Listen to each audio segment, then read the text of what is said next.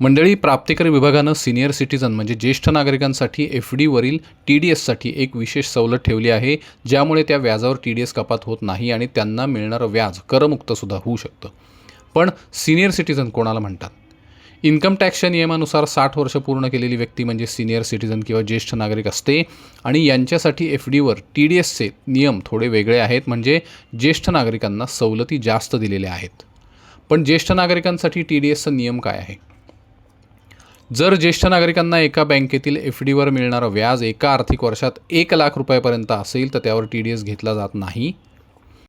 उदाहरणार्थ, तुमच्या HDFC, SBI आणि ॲक्सिस बँक अशा 3 बँकांमध्ये FD आहेत आणि तुम्हाला HDFCमध्ये FDवर वार्षिक व्याज 70,000 रुपये मिळत असेल, SBIमध्ये FDवर वार्षिक व्याज 90,000 रुपये मिळत असेल आणि ॲक्सिस बँकेमध्ये FDवर वार्षिक व्याज 70,000 रुपये मिळत असेल, तर एकूण वार्षिक व्याज 2,30,000 रुपये होतं, तरीसुद्धा त्यावर TDS लागू होणार नाही.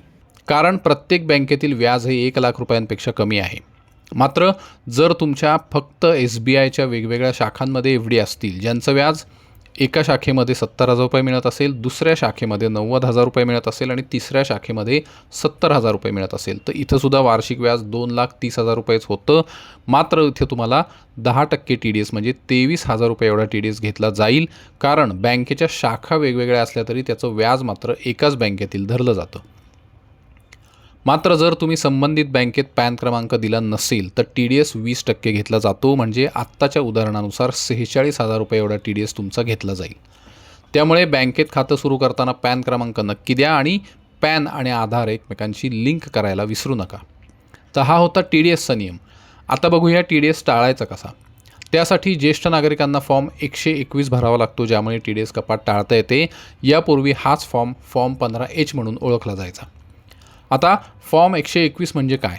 फॉर्म 121 हा सिनियर सिटीजन किंवा सामान्य नागरिकांसाठी सुद्धा एक प्रकारचं डिक्लेरेशन आहे, जो प्राप्तिकर विभागाला हे सांगतो की तुमचं एकूण वार्षिक उत्पन्न बेसिक एक्झम्पशन लिमिटपेक्षा कमी आहे.